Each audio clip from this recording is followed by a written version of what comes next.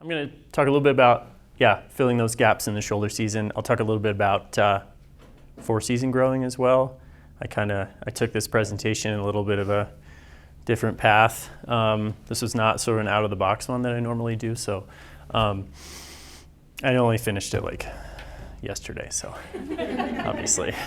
So but my name's Ethan Page. I run the Regenerative Food Systems Associate's degree at Central Wyoming College. I'm based in Lander.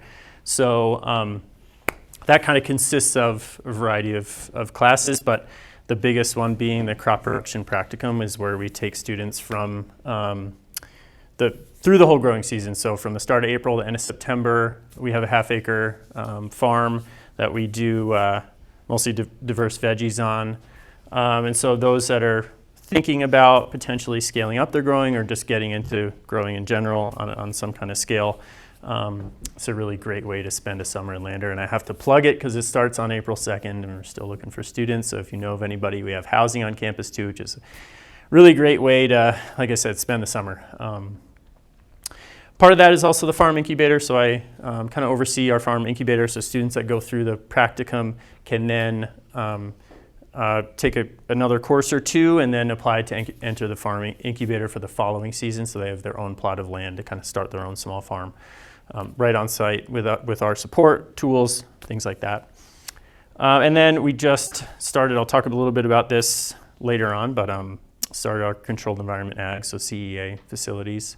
Just got those going this year. And really we're trying to educate food system leaders in the form of producers or people that work in the system in various positions of soil health or food access, food security, really trying to provide a really diverse education for people that want to take that career path in different ways. So just real quick, just so I get an idea, do we have a range of growing experience in this room? Been doing it a while, not so much. Cool. Much season extension experience. I feel like if you grow in this environment, you probably just naturally have to have some. Any four-season growing experience here? So a little bit? Cool. Not in Wyoming, though. Yeah. Okay. Yeah. Great. Is there anything specific people are really interested in? I mean, I have some stuff, obviously, that I'll cover, but if there's anything specific that, feel free to shout it out. I teach. I get so sick of hearing myself talk, so please feel free to throw out questions or anything that'll create a little dialogue. All right, so we know the greenhouse effect, right? We trap heat. We can use it to our advantage. That is that's well known. So what other variables affect plant growth? Anybody throw some out? Water, yeah. Temperature, CO2, nutrients, maybe music preference if you're in there with, playing a violin or blasting some heavy metal. Obviously light too. So we know that through the course of the year we have varying amounts of light. This graph, this talks about artificial light, but really, plant growth and light follows a very similar pattern. And then we get to the end of the year and it gets dark and we want to go hibernate. So, many people know about the Persephone period. So, we'll get into a little bit of Greek mythology. So, Persephone, the daughter of Zeus and Demeter, was abducted by Hades. Hades was in love with her, and he took her underground to the underworld. Demeter was grief-stricken. Instead of therapy, just made the earth barren for 4 months until a deal of sorts was made, which is completely understandable. So the deal is that Persephone would spend 4 months of the year underground with Hades, corresponds to our winter when the earth is pretty barren, and then return in the spring. I don't really know why she kept going back, but we are here, that was the deal. So what does this have to do with plants? So the Persephone period are those months of the year where we have less than 10 hours of daylight. Here in Wyoming, it's roughly early November to early February. So for most plants, veggies specifically, growth and metabolism basically stops. I wish that was the case for humans. We could just go into stasis, wake up in the spring. But unfortunately, we have to shovel our driveways instead. So cold hardy varieties will survive with protection and then keep growing. But plants need to grow, right? The trick, obviously, is to grow them beforehand. So the idea here is to establish a mature crop in your protected structure with a little bit more insulation. You establish that crop. Persephone leaves once again. Don't know why. That crop overwinters and then starts growing again when she returns. So kind of, pretty basic concept. But it's one that a lot of people generally don't practice here. We get to the end of the season. We've got enough out of our tunnels. We're kind of tired, and we're just like, okay, well, I'm good. I'm going to go hibernate. This is just a little bit of a graph I pulled off a website online, but this gives you the Persephone period in select cities. You can see it's obviously very latitude-based. Just like Alaska getting a whole ton of light during the summer gets a whole ton of darkness. But we're right around that early November to early February. So that's light. Crops obviously need insulation. I have a greenhouse. I have a hoop house. It gets warm in there, right? I don't need anything else. Well, said my toddler, I have a sweatshirt on. I don't need a jacket. I have pants on. I don't need snow pants. Just like us, plants like layers.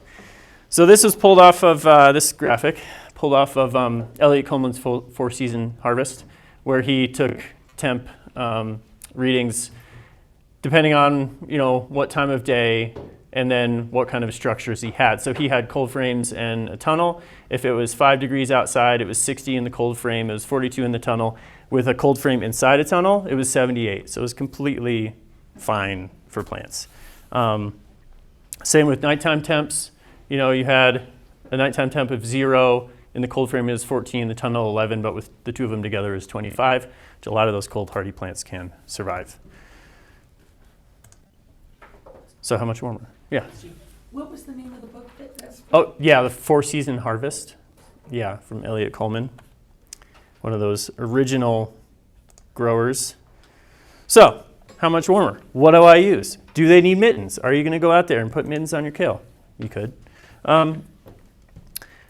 Well, you can put, in this example, cold frames and tunnels, but a lot of times, a lot of growers are using row cover, multiple layers of row cover, some kind of additional plastic.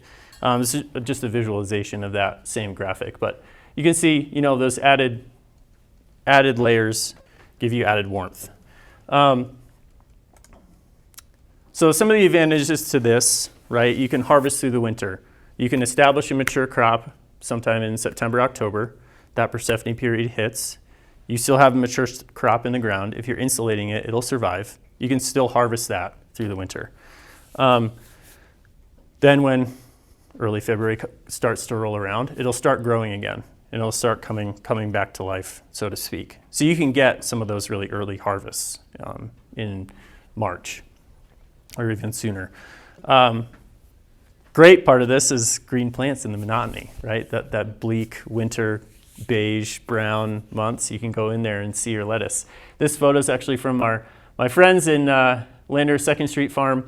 Did a lot of winter growing. This was actually last year. So this is the start of May last year, they said. A lot of this stuff had overwintered. They had gotten multiple harvests off of that already, obviously by May, but it had been established in October. They sold a winter CSA this year. I think they had 20 shares, sold out in no time. They combined their storage crops with a lot of these overwintering greens and did really well with it. So this is just another way to get that extreme shoulder season. You might get some length out of it on either end, but this can really help diversify some of those market channels. Some plants also an advantage will get a bit sweeter with cold. Some of those starches turn to sugars in the cold, and that's why kale in July doesn't taste as good as kale in September, October. Some of the disadvantages, obviously, we're already kind of burned out and ready to throw in the towel, but it still requires winter care, right? Covering, uncovering. We had a warm snap inlander the other day, a couple of weeks ago. It was 55, 60, so those tunnels are getting really warm. And so it requires, opening vents or uncovering in a time of year when you might not necessarily want to keep doing that. But watering, obviously not as much, but still a consideration. Harvest processing.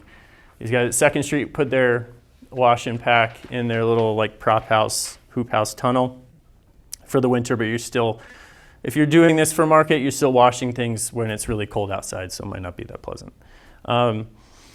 Obviously, some more planning involved with this. So say you have a tunnel, you've got your warm season crops in there. You want to do some winter growing or get those crops established. It's going to take a little bit more planning than letting that tomato go and die eventually. And when it gets cold, you'll have to start ripping out those tomatoes a little bit earlier and planning for this to establish these crops. And obviously, pests become a little bit of an issue because these are really fantastic meals for them to have through the winter. It's nice and warm. It's protected. They're vacationing in Mexico. They get cocktails delivered. So something to talk about, to think about. And then obviously less rest for you and your soil. So some pretty good varieties here. Cold hardy, faster maturing. You can plant August, September. Some you can do as seedlings, some you can direct seed. But a lot of those brassicas, great for this, right? Arugula, choy, mustards, kale. Some great Asian greens out there. Spinach, the universal cold-loving crop, spinach. Swiss chard, a lot of lettuce. Radishes you can kind of plant, they're such a great shoulder season variety anyway because they mature so quickly. I had my friends at 2nd Street, they're planting radishes, carrots, and turnips, I think, 2-ish weeks ago already in their tunnel. So they're getting that early start. And then on that flip side of that, you can get those early harvest crops in, carrots, radishes, turnips. Also, leafy greens, if you haven't, overwintered them, you can start them that much earlier.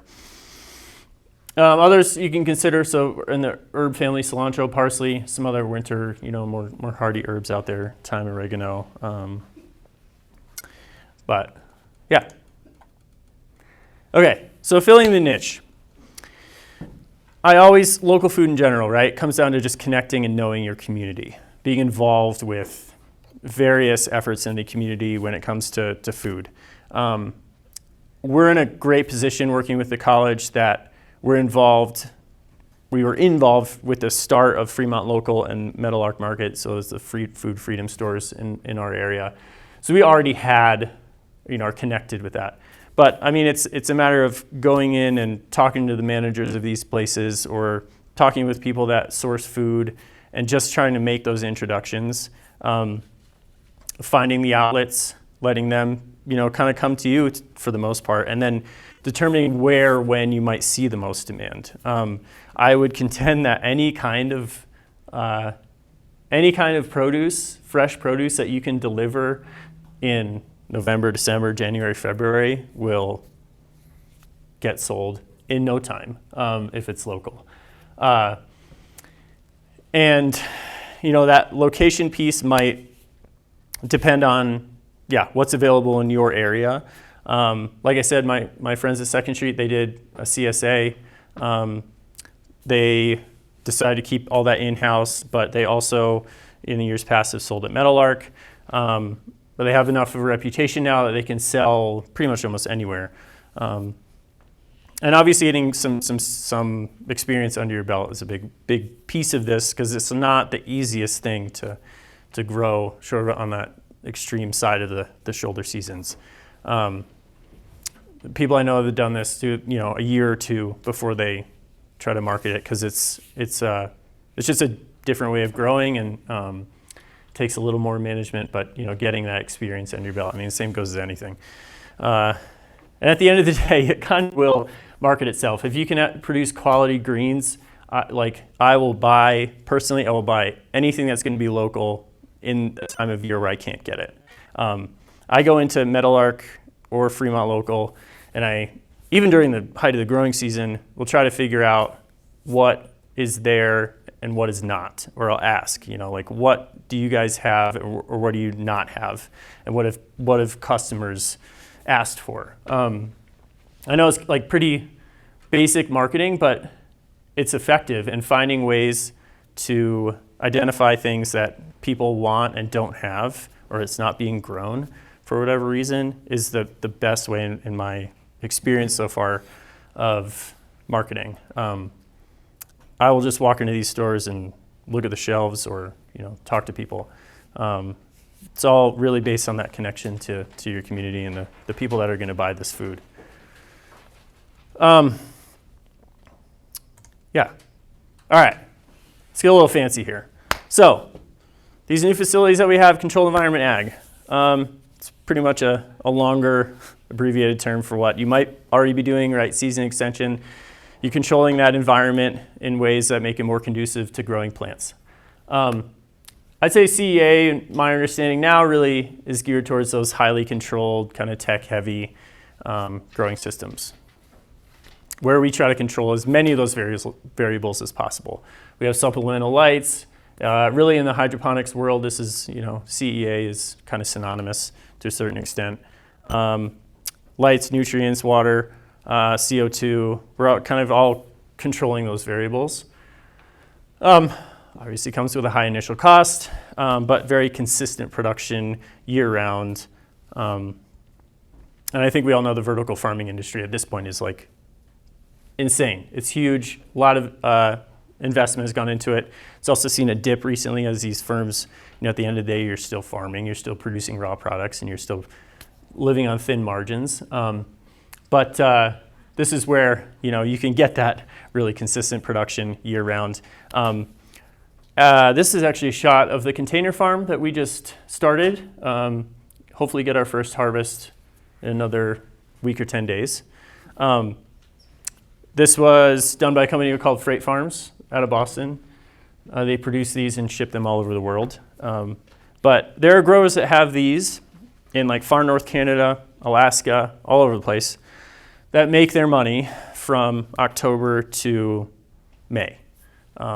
Because they're the only game in town that can provide fresh local greens in places where it takes forever to get there, and all those produce trucks, get stranded somewhere along the way. So that's an option. Look at this. We just started some CEA programming. This is our freight farm getting delivered back in October. But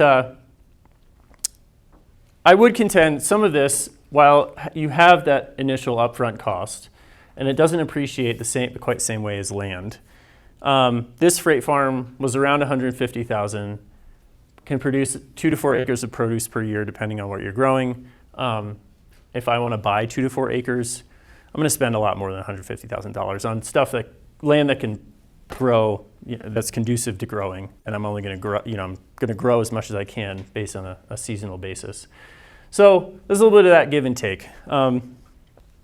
This is a component of trying to strengthen our local food system. It's not the be-all, end-all. It's not what everybody should do. It's not what everybody can do. But we're in a position to do that right now, and it's really cool to bring that. So we got funding through the Wyoming Innovation Partnership to do this. So we're doing the freight farm, and then we're building a small greenhouse as well right next door to do leafy greens mostly in the freight farm, and hopefully some fruiting crops in the greenhouse, all hydroponically, to be able to bring some of that programming to the college and food to the community. So we've got the freight farm greenhouse, some courses. We also have a bit of a partnership with UW with their kind of CEA center. There's a immersion program. It's an 8-week immersion program for students. Really an introductory kind of course to CEA that they're running from the end of May to early July this year. And then that's kind of coupled with a research experience for undergrads through the nutrition department with Dr. Jill Keith. So it was like two concurrent programs, but both can be taken together. It's fully funded. They have stipends. I mean, if I was an undergrad at this point, I would jump in, head first into this because it's paid for and you get paid. And it's just a great opportunity to learn some of this, learn some of these production practices. And we're also developing some industry partnerships. There's a surprising amount of CEA growers throughout the state and the region. And so trying to plug in some of these students learning about this into the industry in terms of internships and eventual work is kind of the long-term goal. Hoping to be sort of a regional hub at CWC for this kind of education and programming. It's pretty unique for the state and really the area to be able to, train some of the workforce. Okay, so we know we can grow or at least have plants year-round. It takes a little bit of experience, some planning. There are various ways to do it, whether that's something like a dome, as some of our cut flowers from a few years ago in the crop practicum, but whether that's a dome, low-tech structure of some kind, but some kind of like insulation and protection. You want to get tech heavy, obviously CA kind of maximizes that environmental control for consistent production, but obviously comes with a cost. And that market demand definitely exists.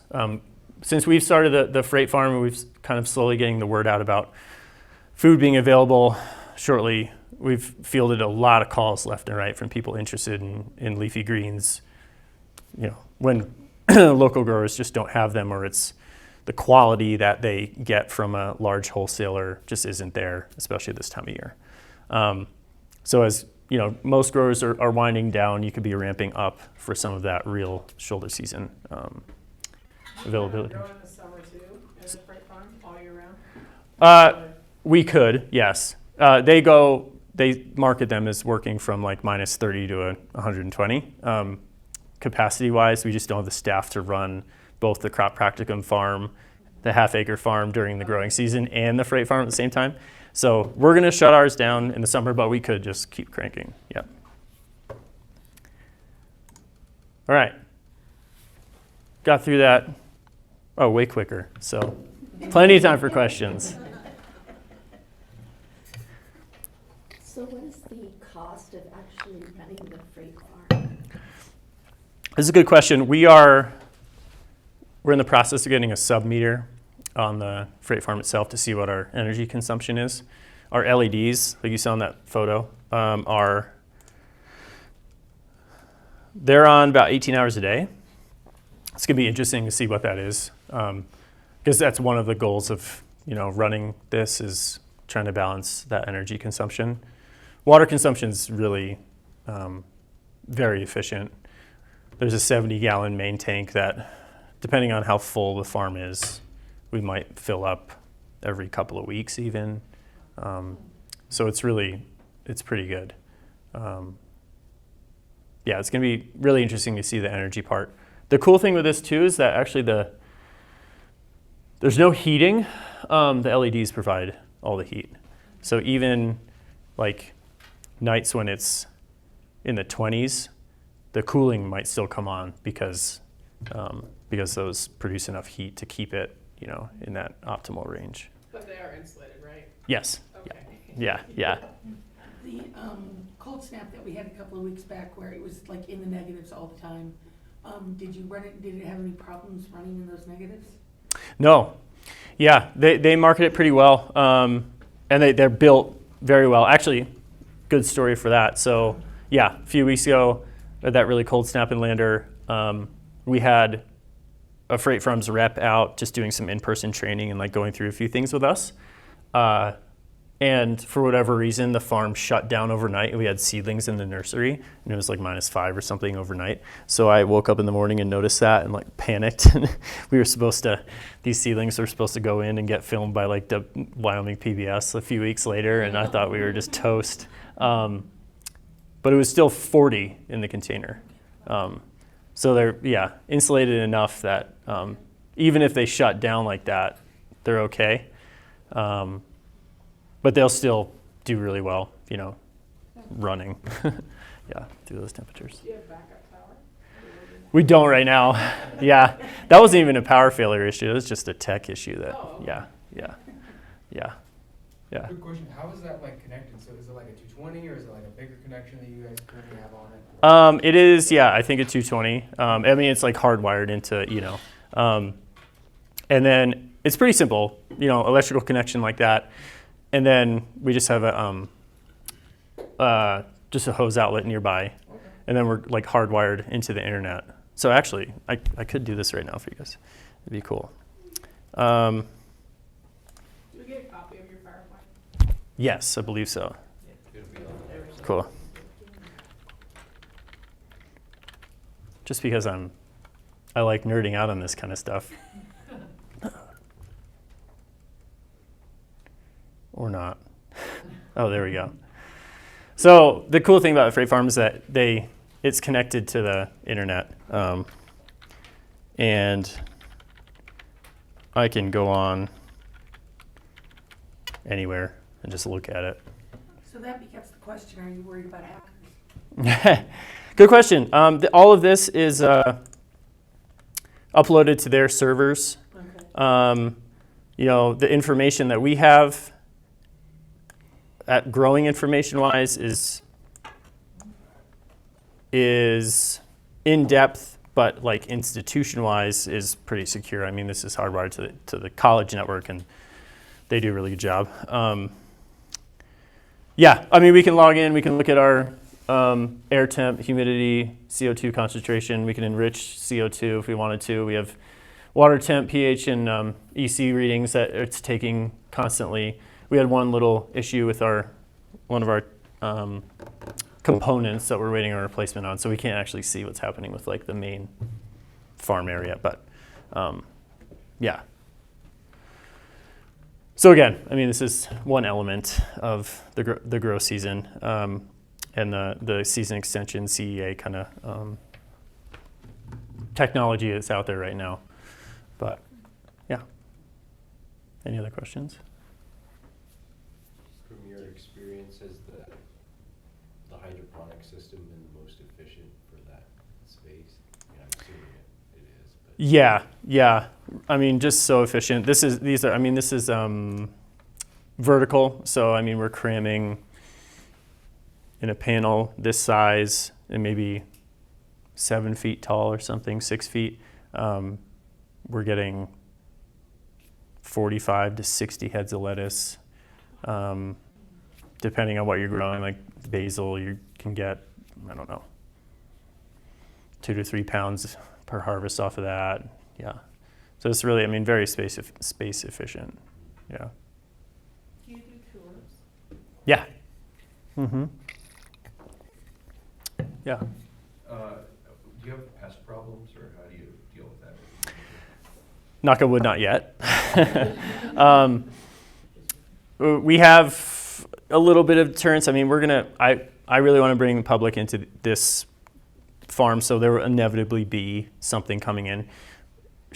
Part of the attraction of shutting it down as our field, season gets going is that we miss some of that. We have an air curtain over the front door that runs, so hopefully keeps something out. But to me, it's sort of just a matter of when, not if. But I'm hoping if we're shutting it down during the height of the growing season, we can kind of dodge a little bit of that. There is another grower with one of these over in Pinedale. And she's had one for like 3 years. And she was pretty much like, well, if you get aphids, just rip out everything and call it a day and then just replant. So yeah, we'll see. What do you do about the pollination? Well, growing leafy greens, we don't have to worry about it. Yeah. I should say, you can grow anything in one of these. The system is more conducive to leafy greens, herbs. People do cut flowers in these, but anything that might require a little extra structure, and especially time, like you can grow a tomato, but it's going to go everywhere. There's no trellising really available. And it's going to spend a lot longer in that, in the wall. So its roots are going to get really crazy. It's going to be a, kind of a beast. So yeah. What's the harvest time compared to growing outside? So if you look at one of these, just typically through the season, you can get a head of lettuce in 6 to 7 weeks, which in the like prime lettuce growing season is not that far off, right? Like it's pretty similar, but then that lettuce growing season only lasts that 6 to 7 weeks. So whereas this one, you can do that kind of cycle year round. So in the season, probably about the same, but the rest of the year you can keep going with it. Yeah.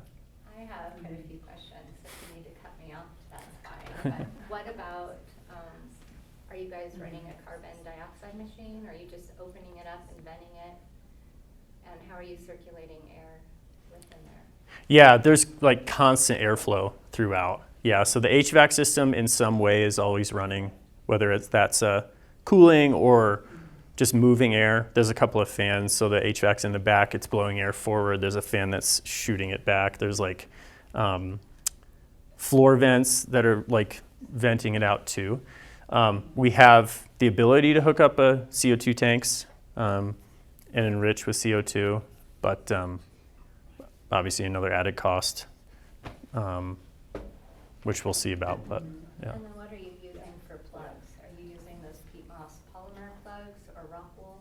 Yeah, we're using the I think it's iHort, kind of comes with it. They're I think they're cocoa peat plugs. Yeah. And then just out of curiosity, are those Zipro towers in the freight farm? No, they're their own kind of technology, but it's very similar. Yeah. Why didn't you guys go with Zipro towers? Because that was developed I know. at the University of Wyoming. Yeah. People Wyoming. So I'm just curious. Yeah. They're like container farm technology. I just didn't feel for the cost was not as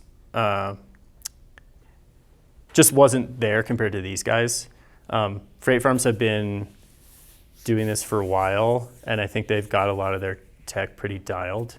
And the container farm from Zipgrow, I just didn't see I didn't feel that their tech was as far along. Yeah. And in the towers, does it have like that filter substrate to hold the plugs, or how does that? Do you have a picture of or planning? Yeah, so it's got essentially these channels in the plastic panels, and the channels have this black foam, and then you insert this like wicking strip, which is a white kind of felt. You put that in, and then you just like wedge your plugs into those channels. So the wicking strip obviously conducts all that nutrient water down over the roots, then drains out the bottom into these like gutters and recirculates it back to the main tank.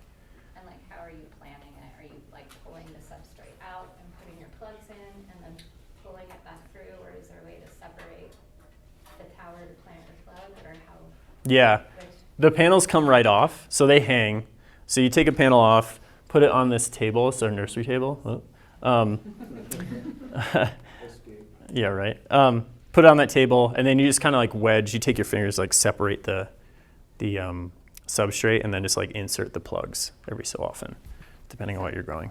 but the foam stuff doesn't come out of the tower then? It doesn't come out until you need to clean it. Okay. Yeah. And are you experiencing any issues with like Pythium? Because you can't really clean the foam very well, or?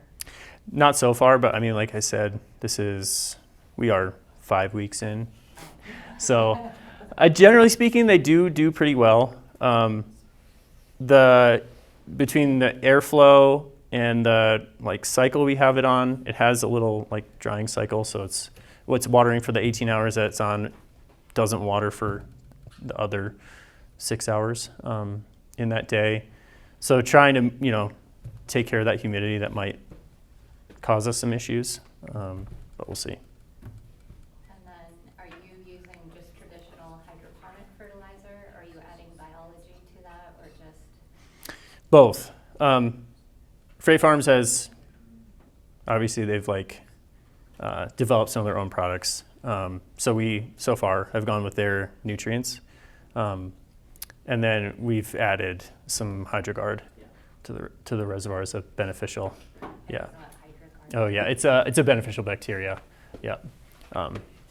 That'll exist in the main tank and get circulated through the system. And then are you just using city water, well water, or are you using reverse osmosis water? City water. Yeah. And your EC levels okay? Like Yeah. Yeah. It's doing pretty good. Chlorine kill your HydroGuard bacteria? Well, funnily enough, what I just actually learned was Lander uses UV and not chlorine. Oh, Yeah, that's nice. yeah. But we'll see. It's one big experiment. Cool.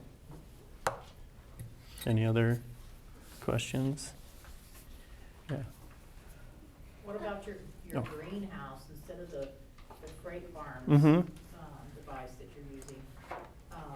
What about the actual greenhouse growing for those seasons, those off seasons? The heating and things like that. Can you elaborate on some of that? Yeah, the greenhouse will be heated with natural gas. We're getting a structure from Ceres Greenhouses, based out of Boulder.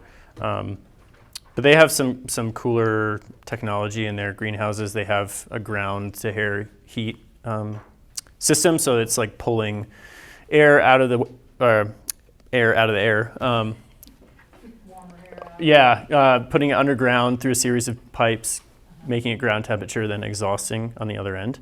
So that obviously provides some warmer air during the winter, cooler air during the summer. Natural gas, some just typical pad and fan cooling as well. So we're going to try to do some, hydroponic fruiting crops in those and have a little bit of like greenhouse management courses built around that. Yeah. Cool. Do you have one? I was wondering two questions. I'll start with the first one because I think it's more generally relevant.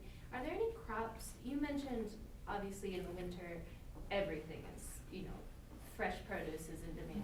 But in the, as you get into the spring or the fall, and maybe more people have things, are there any crops that you found, generally very desirable? I think carrots always, at least in our market, will just go like crazy. I love crop diversity, but planting a whole field of carrots would be, and I would probably eat every one I could still. What else? We've had some pretty decent success with Chinese cabbage and bok choy. Just something different, again, that not a lot of people are getting into. I really like the premium greens from Johnny's. It's like a mixture of some of those brassicas, like mustards and like a leafy Chinese cabbage, a couple other things in there. Looks really nice, but also tastes really good. I'll eat that any day over lettuce. Let's see. That's probably everything I can think of. Yeah.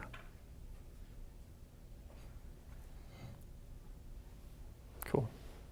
I do have one more question, but it's just out of curiosity. What kind of cut flowers can you grow in a CEA? Good question. Freight Farms has a lot of info on a variety of ones. I've seen calendula. I really can't remember at this point, but they have a lot of information online about what you can grow in one of those. Which is cool, which I'd like to experiment with too. Whole lot of things I want to do, but not a lot of time. We don't understand that at all. Yeah, right? No, yeah. Nobody has that. Yeah. Everybody's got all the time. So do you see any benefit in putting grow lights in a row cover or something to give a little bit extra daylight? You could, Fall or- if you're structure, like, if you can easily rig something up, it always helps. Are they more light dependent or heat dependent, what would you say? If you're outside? Yeah. Both. Just trying to think. If you're adding light, the cooler temps are going to slow things down, right? The light's going to help, boost a little bit, but it's still going to be slower. It's sort of, I don't know, kind of whatever you might want to manage at the end of the day. Yeah.